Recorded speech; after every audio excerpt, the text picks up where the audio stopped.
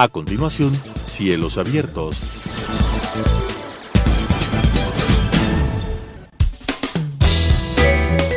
Clasificación B, bajo supervisión de un adulto.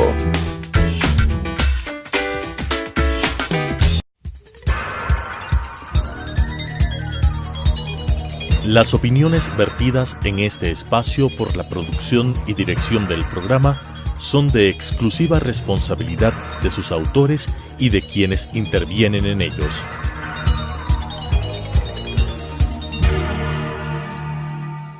Telesucesos Canal 29 UHF presenta Cielos Abiertos, un programa relacionado con la conectividad aérea, la situación de la aviación en el Ecuador, los problemas y soluciones que se presentan en la industria, la historia y el futuro de la aviación, con la conducción del doctor Marco Subía.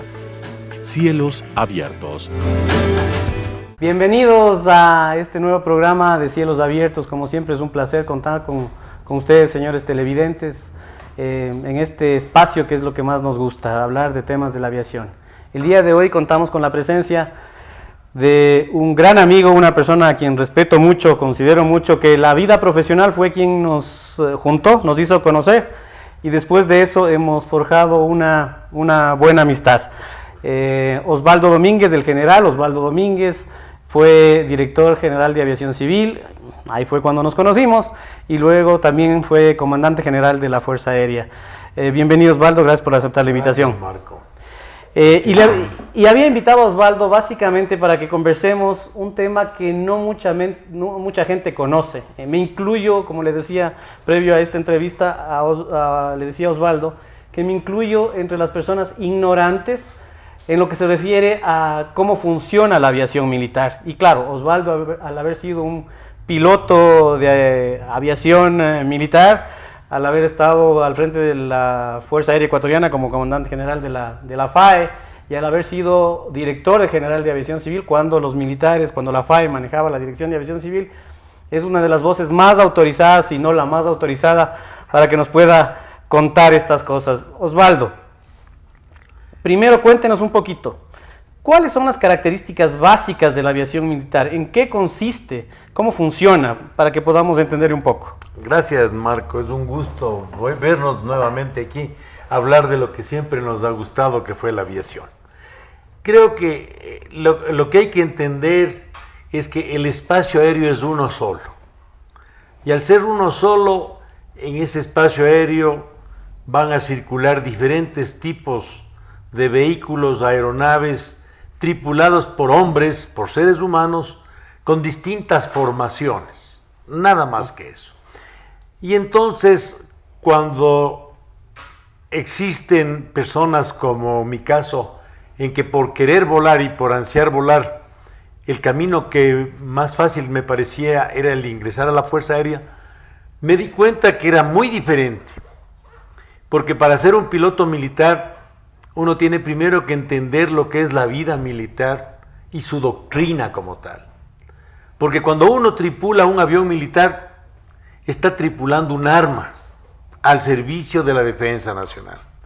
De tal manera que la formación de un piloto militar es muy diferente a la formación de un piloto civil, simple y llanamente por el concepto del empleo del uso de la aeronave, del uso de la plataforma que tú estás conduciendo. Y eso hace que muchas veces en el espacio aéreo se encuentren dos personas con criterios distintos, porque al final del día el piloto militar es un hombre que está formado para usar el avión como arma y como tal tiene características propias. Es un hombre que decide por sí solo, que tiene que cumplir una misión, y que cuando se tiene que cumplir la misión se rompen, si es que es necesario, algunos límites. Y una de las características importantes del piloto militar es la agresividad. Es parte de la evaluación psicológica, además de la parte psicomotriz que tiene que tener un piloto militar. Un piloto civil es un hombre que se forma para conducir un avión y probablemente deriva en ser un piloto comercial. El piloto comercial es un hombre que tiene la responsabilidad de manejar una nave en la que van vidas humanas y tiene que procurar respetar al ser humano por sobre todas las cosas y entenderle que cuando está fuera de su hábitat natural, que es la Tierra, una serie de componentes, las fuerzas de la gravedad, las condiciones meteorológicas y la propia psicología de muchas personas van a hacer que no se sienta tan confortable. Es obligación del comandante de una aeronave comercial hacer que el piloto, digamos, que los pasajeros se sientan lo más cómodos posibles y procurar cumplir a cabalidad los itinerarios. Uno en la aviación comercial lo que más exige es la puntualidad. De tal manera que es interesante encontrar los puntos de encuentro y las discrepancias de dos tipos de personas formadas cada una, pero que tienen cosas muy comunes. Ambos estudiamos la meteorología, ambos estudiamos la ciencia de la navegación, ambos estudiamos lo que es la mecánica, la aerodinámica, las fuerzas de sustentación, en fin, tenemos muchas cosas en común. De tal forma que, en mi experiencia, creo que la Fuerza Aérea del Ecuador particularmente desarrolló lo que en algún momento se consideró como parte de los recursos materiales propios del Estado, como era el manejo y la administración del transporte aéreo. Osvaldo, básicamente usted nos ha descrito de muy buena forma, clara, cómo funciona la aviación militar versus la aviación civil, que básicamente consiste en la diferencia entre personas, en la formación del piloto militar y en la formación del piloto civil.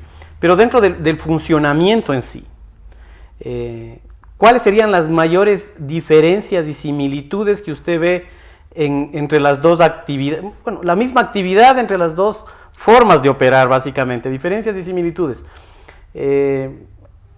Obviamente la similitud más grande es que los dos son pilotos y están operando una aeronave. Obviamente eso nadie nos puede, por supuesto, nos puede quitar, pero ¿cuáles serían las principales, estas, diríamos, diferencias y similitudes que usted podría encontrar en estas dos actividades? Yo encuentro diferencias en el uso del espacio aéreo. El espacio aéreo no tiene fronteras, no tiene barreras físicas, sin embargo tiene señales y límites controlados tecnológicamente. Un piloto civil cuando entra... Me permite que le vaya interrumpiendo. Pero eso se trata. Claro, usted dice que obviamente hay radares, hay lo que hay usted control. Dice, señalética, diríamos así. Aerovías, hay etcétera. Circulación. Pero los pilotos militares están obligados a cumplir con esas disposiciones de la señalética. Estamos obligados a respetar la señalética internacional, al igual que los pilotos comerciales están obligados a respetar las áreas restringidas del espacio aéreo. Por ejemplo, en el Ecuador es prohibido volar y sobrevolar todo el cono que está colocado sobre la base aérea de Taura. Ya. Ninguna de las aerovías, es decir, las carreteras que existen en el aire y que nos permiten unirnos con todos los países del mundo, evitan y están prohibidas de sobrevolar el espacio aéreo de Taura. De igual manera, los aviones militares, si es que van a entrar a utilizar una de estas aerovías controladas y dirigidas por la aviación civil, que es la autoridad responsable, debemos, y es ahí cuando muchas veces no respetamos, debemos respetar las normas expuestas y dadas por la aviación civil, que ahora creo que se han ido amalgamando porque cada vez somos más profesionales, los controles son mucho más severos y el hombre tiene menos discrecionalidad en la aviación comercial. En la aviación militar todavía el piloto sigue siendo el hombre que decide en última instancia. Por ejemplo, cuando uno entra con un avión militar al espacio aéreo controlado, no se puede volar ya en las áreas de aproximación a velocidades superiores a 250 nudos. Eso en la vida militar no existe. La penetración militar es a la mayor velocidad llegar a la pista de aterrizaje. No existen normalmente los padrones de descenso y estas normas que son simplemente de compartir el uso del espacio aéreo controlado. Esas son algunas de las dificultades. Pienso que cuando existen operaciones militares, muchas veces tienen predominancia sobre las operaciones comerciales, por la naturaleza de las acciones. Pero anecdóticamente, cuando el aeropuerto de Quito estaba sobre la ciudad de Quito, teníamos que en la Fuerza Aérea pedir, entre comillas, y buscar la manera de que el espacio aéreo entre tal hora y tal hora, el día 27 de octubre, que era día de la Fuerza Aérea, no existan movimientos de operaciones comerciales para que los aviones militares puedan hacer la presentación que estaba prevista por el día de la Fuerza Aérea. Creo que estas cuestiones son las que nos diferenciaban, pero en el fondo, la Fuerza Aérea en el Ecuador, y creo que en todo el mundo, ha liderado el desarrollo de la aviación, porque por los recursos mismos, la formación de un piloto, el Estado tenía más capacidad para tener una experiencia. Habíamos pilotos en la Fuerza Aérea, y hoy debe haber igual, que acumulaban más de 5 o 6 mil horas de vuelo. Eso es bastante en la vida civil, y si uno tiene que pagarse esas horas es muy difícil. Por otro lado, toda la ciencia para escoger a las personas que tienen que conducir aviones, había una serie de exámenes psicológicos, de exámenes médicos, y eran los centros médicos de la Fuerza Aérea los que hacían los exámenes también a los pilotos comerciales. Hoy se ha ido desarrollando y existen los centros de control para pilotos civiles y también para pilotos militares. Definitivamente, yo comparto con ustedes esa opinión, es decir, en inicios, especialmente en Ecuador, y creo que en el mundo también. Después de la posguerra, claro, todos los había pilotos de la Segunda pilotos, Guerra así es, inundaron las aerolíneas comerciales.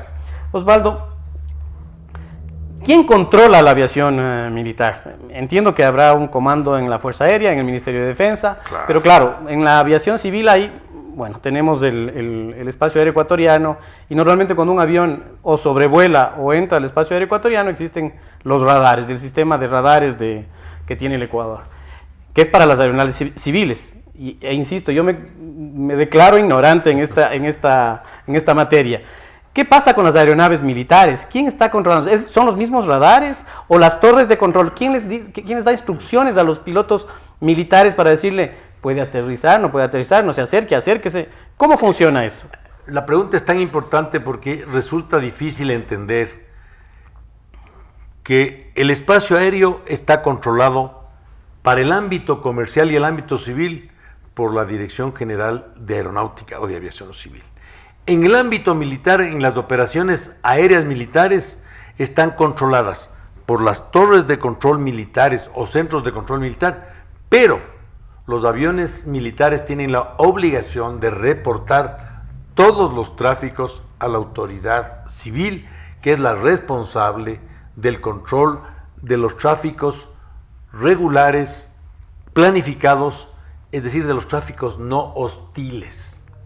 La Fuerza Aérea tiene otra visión y otra responsabilidad, que entre tanto la aviación civil cuanto la aviación militar deben complementarse, y lamentablemente en nuestro país no ha habido eso. El sistema de vigilancia aérea del espacio aéreo es uno solo, y los sistemas de vigilancia de la aviación civil y los sistemas de control y de radar de la Fuerza Aérea deberían estar integrados y ser administrados de una manera eficiente para que la información que recibe el uno se traslade al otro y entre los dos controlen que no existan tráficos hostiles. ¿Cuáles son los tráficos hostiles? Aquellos vehículos aéreos que son detectados en la pantalla de radar y que no tienen permiso, que no estaban previstos que circulen o que naveguen por esas latitudes. Y entonces ahí viene todo un procedimiento de los equipos de navegación, de los equipos de comunicación que son los transponders, de los códigos con los cuales tú tienes que reportarte. Es decir, creo que hoy más que nunca, frente a las amenazas que existen, es tan importante generar conciencia en nuestras autoridades de que civiles y militares somos ecuatorianos y que el espacio aéreo es uno solo y que es responsabilidad de las dos instituciones juntar todos los esfuerzos para procurar que el espacio aéreo no sea violado en ninguna de las formas, no solamente para atacar objetivos militares, sino para el transporte ilícito, para el transporte de drogas, en fin, para el contrabando, etcétera, etcétera. Osvaldo, usted ha mencionado algo el transporte, y me voy a pasar no el transporte ilícito, sino el transporte lícito. Lo que usted me viene diciendo desde el principio del programa, en cuanto a la formación, en cuanto a la actividad, por ejemplo, lo que mencionaba de la penetración, etcétera, yo podría entender, y me corrige si estoy equivocado, que eso se da en aviones de combate. Pero la Fuerza Aérea y el Ejército y la Marina no solamente tienen aviones de combate, también tienen aviones de transporte de mercadería y transporte de personas, los logísticos, como se llaman. ¿Qué pasa con esos aviones? ¿Cómo funcionan? ¿Tienen la misma forma de funcionamiento? Esos aviones tienen la obligación, digamos, no esos aviones, esas operaciones, las operaciones de transporte aéreo, sean militares, navales, si es que hay inclusive policiales, tienen la obligación de cumplir estrictamente las normas impuestas por la Dirección General de Aviación Civil. Si cuando un avión militar, el avión C-130, está llevando tropas a la frontera, tiene que ceñirse a las normas de aviación civil para utilizar los corredores y las aerovías, tiene que respetar la secuencia de los tráficos, etcétera, etcétera. A menos que en situaciones especiales de emergencia, de seguridad nacional, el espacio aéreo esté restringido para operaciones normales y comerciales y tengan preferencia a las operaciones militares. Lo vivimos en el CENEPA, lo vivimos en Paquisha. Pero en el día a día, todas las operaciones, excepto las operaciones de combate, que son además en áreas restringidas para los polígonos de tiro y para las bases aéreas militares, todas las aeronaves de operación militar deben cumplir rigurosamente y respetar a la autoridad que controla, en este caso, los centros de control de la Dirección General de Aviación Civil. Qué interesante, eso no lo sabía. Yo pensé que la aviación militar era una sola, pero claro, vemos que también hay que la autoridad civil, en este caso, en el caso de transporte de personas o de mercaderías, por más que sea de aviones militares de cualquier tipo, tiene que ceñirse, tiene que sujetarse a las disposiciones de la aviación civil. Sí. Eso hace, entonces, lo que usted mencionaba antes, al principio, que el piloto militar, no el piloto de combate en sí, pero el piloto militar de este tipo de aeronaves, tenga también una formación civil. Tiene obligadamente. Los pilotos militares, cuando aspiramos a servir en una aerolínea comercial, tenemos que estar sometidos a todos los chequeos y a todas las exigencias establecidas por la Dirección General de Aviación Civil. Uno tiene que pasar todas las pruebas, y de ahí que hace años atrás se empezó a administrar una ciencia nueva que se llamaba Crew Management, que era la administración en cabina. Porque los pilotos militares estábamos acostumbrados a hacer todo nosotros. No interesaba ni el ingeniero de vuelo ni el copiloto. El piloto es el que hacía todo, ¿no? Aquí hay normas absolutamente claras del piloto que está al mando, el piloto que está acompañando, el piloto que reporta, el piloto, está todo absolutamente mucho más establecido. Y entonces todo piloto militar que se sube a un avión comercial deja de ser el general, el gran coronel, el gran capitán. Pasa a ser un piloto de una aerolínea que tiene que cumplir las normas establecidas por la Organización de Aviación Civil Internacional. Qué interesante, qué interesante. Realmente estoy disfrutando mucho la conversación con Osvaldo, que nos llena de conocimiento sobre este tema.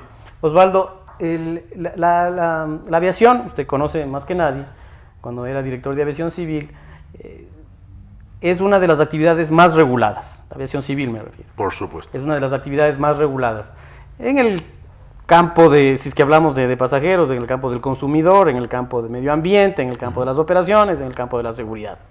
Obviamente, la aviación comercial, la aviación militar, no tiene tema de consumidor, no tiene nada que ver.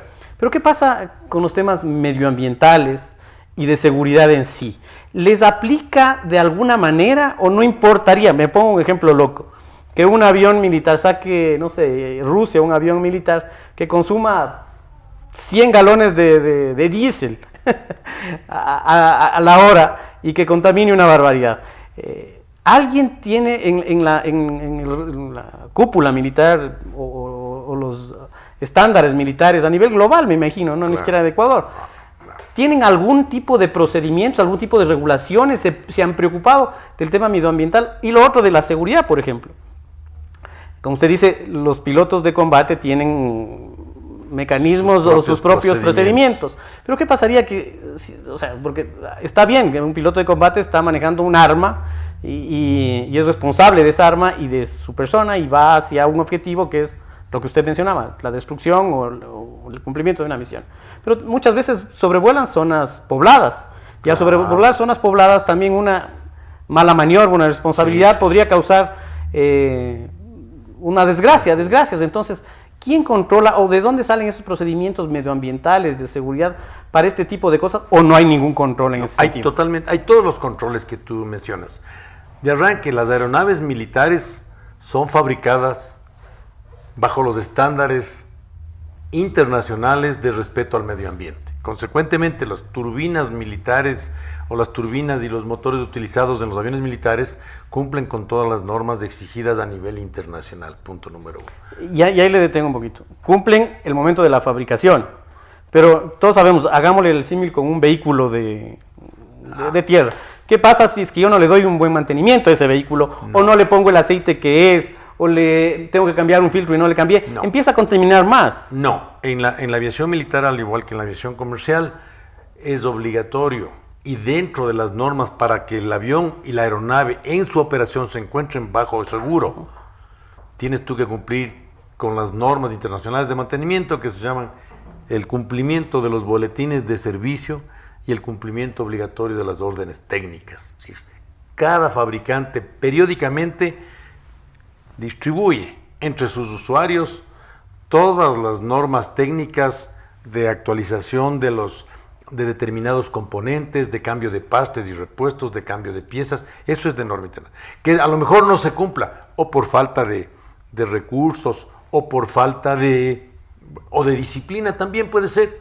Eso está dentro de lo probable y de lo posible. Sin embargo, en la Fuerza Aérea se respeta sobre todo la seguridad operacional, porque de hecho ya se está tomando riesgos más allá de esto en operaciones propiamente militares. Yo recuerdo cuando teníamos muy poca conciencia de lo que era el medio ambiente. Yo era jefe de aeropuerto en el año 1982-83 en Quito, y un avión de Eastern, al decolar, tuvieron un problema de exceso de peso y aligeraron combustible, botaron combustible sobre Calderón y toda la parte norte de Quito. Esto, si sucede hoy día, es casi un crimen de lesa humanidad. Le quitarían el permiso de operación, es decir, cosas que poco a poco hemos ido entendiendo que hay que respetar a la naturaleza y hay que cumplir las normas.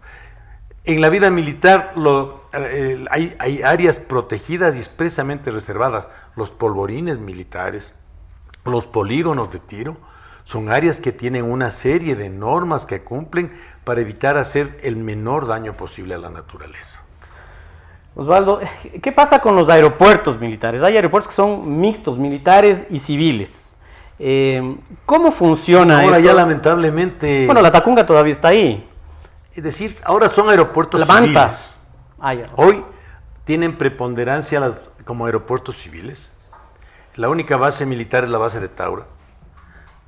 Aquí en Tababela ni siquiera hay sitio para los aviones militares, lo cual si hubiera sido comandante hubiera hecho todo el esfuerzo porque eso no suceda. Todo el esfuerzo, pero no golpe de Estado. Ya no, porque la verdad es que hay una falta de conciencia de lo importante que es tener la presencia de la Fuerza Aérea en la capital de la República.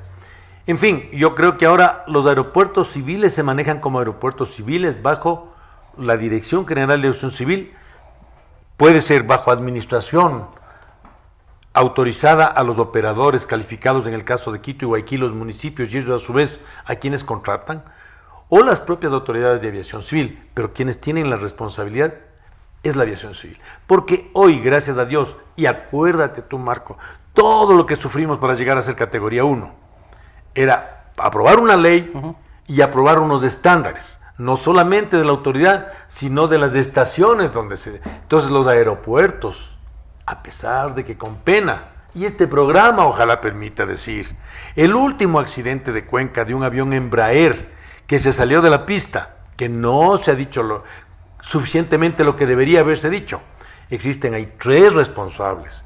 la autoridad aeronáutica que calificó el aeropuerto que permitió hacer un recapeo de la pista no bajo las mejores normas técnicas, y la aerolínea TAME que empleó un avión sin respetar las limitaciones operacionales que existían.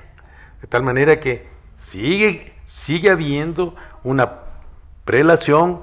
La autoridad aeronáutica es la aviación civil y están por sobre todas las cosas, porque ellos califican la pista, el aeropuerto, las instalaciones, y además los operadores tienen que cumplir las normas de la aviación civil al aprobar determinados tipos de equipos de vuelo, determinado tipo de operaciones.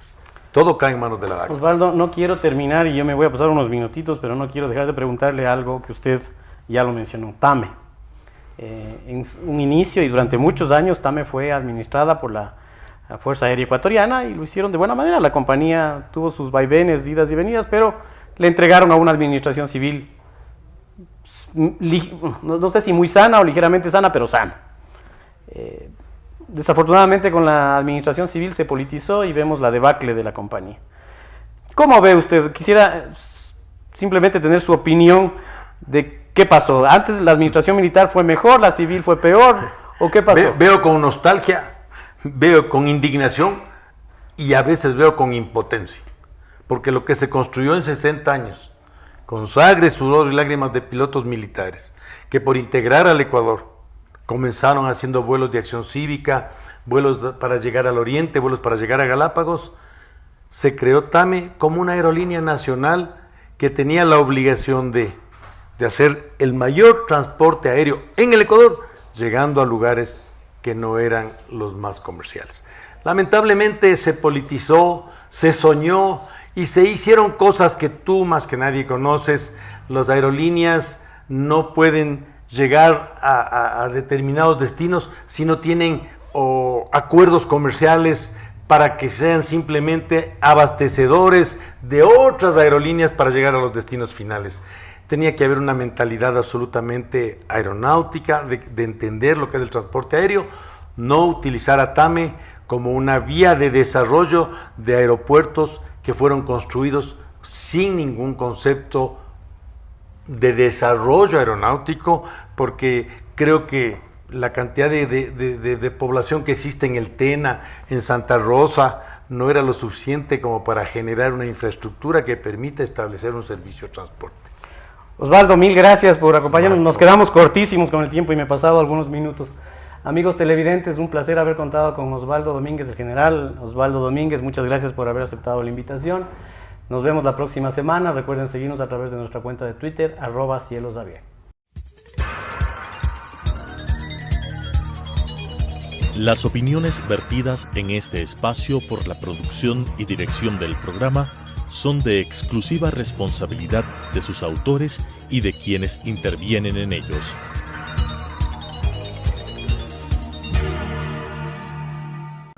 Telesucesos Canal 29 UHF presentó Cielos Abiertos, un programa relacionado con la conectividad aérea, la situación de la aviación en el Ecuador, los problemas y soluciones que se presentan en la industria, la historia y el futuro de la aviación, con la conducción del Dr. Marco Subía. Cielos Abiertos.